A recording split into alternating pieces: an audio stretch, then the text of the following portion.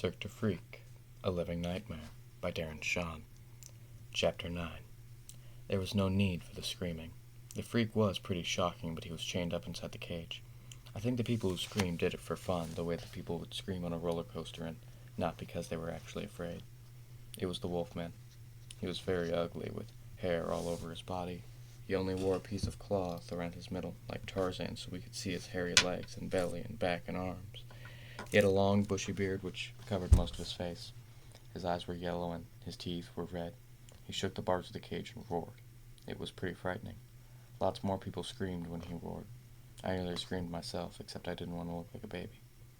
The Wolfman went on shaking the bars and jumped around before calming down. When he was sitting on his backside, the way dogs do, Mr. Tall walked on and spoke. "Ladies and gentlemen," he said, and even though his voice was low and croaky,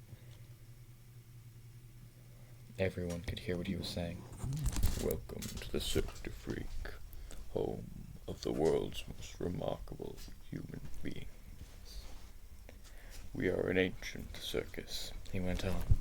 "We have toured for 500 years, bringing the grotesque to generation after generation.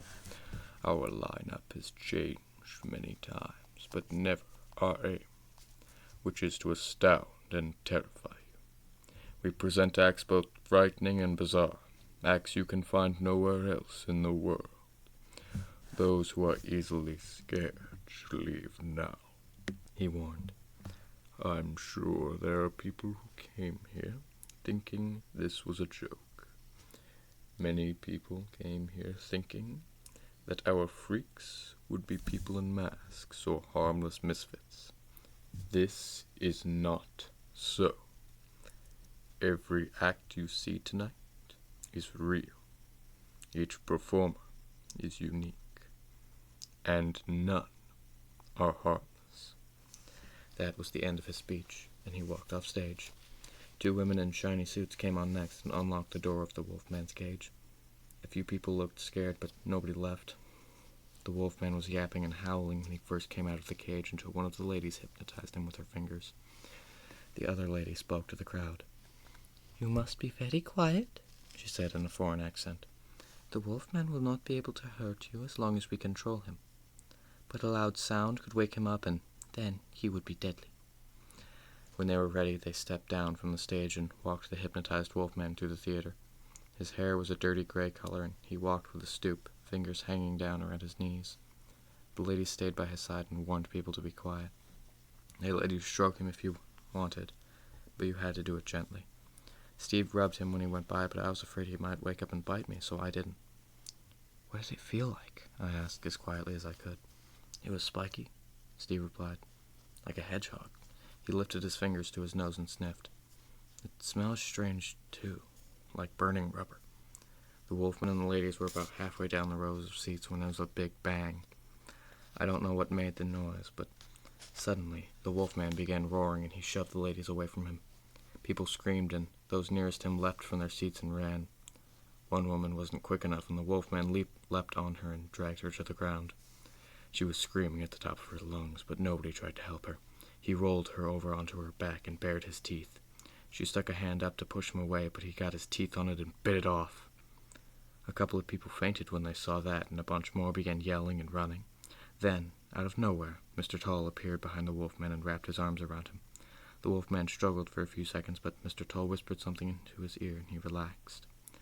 While Mr. Tall led him back to the stage, the women in the suits calmed down to the crowd and told them to return to their seats.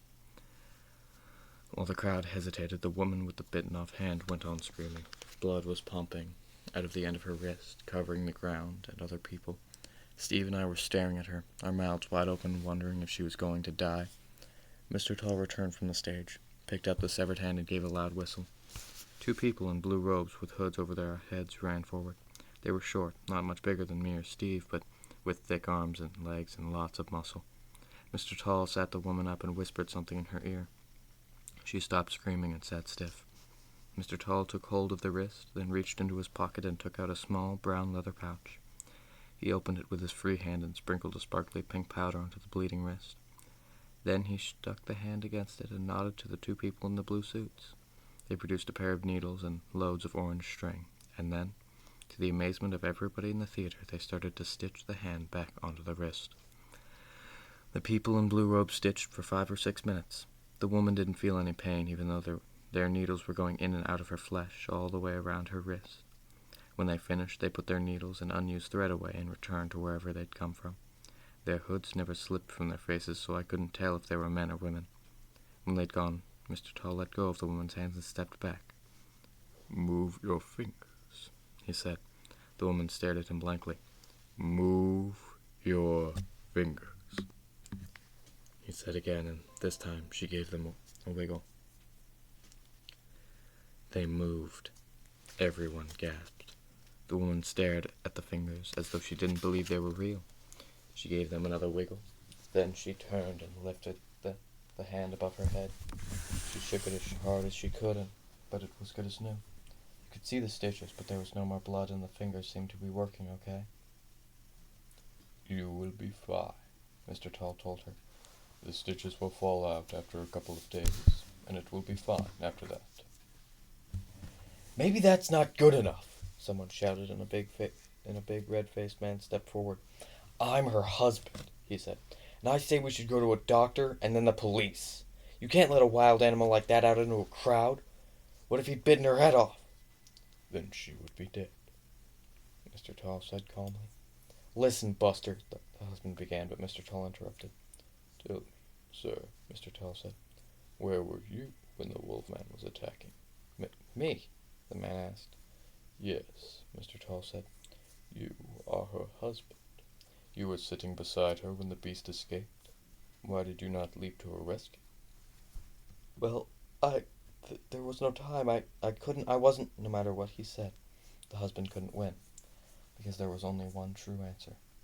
He had been running away, looking after himself. "Listen to me," Mr. Tall said. "I gave fair warning. I said this show could be dangerous. This is not a nice, safe circus where nothing goes wrong. Mistakes can and do happen, and sometimes people end up a lot worse off than your wife. That's why this show is bad. That's why we must play in old theaters in the middle of the night. Most of the time, things go smoothly and nobody gets hurt. But we cannot guarantee your safety." Mr. Tall turned around in a circle and seemed to look everybody in the eye while turning. "We cannot guarantee anybody's safety," he roared. "Another accident like this is unlikely, but it could happen. Once again I say, if you are afraid, leave. Leave now, before it's too late." A few people did leave, but most stayed to see the rest of the show, even the woman who nearly lost her hand. "Do you want to go?" I asked Steve, half hoping he'd say yes. I was excited, but scared as well. "Are you crazy?" he said. "This is great. You don't want to go, do you?" "No way," I lied and slapped on a shaky little smile. If only I hadn't been so scared of looking like a coward, I could have left and everything would have been fine, but no, I had to act like a big man and sit it out to the end. If you knew how many times I'd wished that since then I fled with all the speed in my body and never looked back. Hey there guys, Dave here. I just want to thank you all for watching to the end.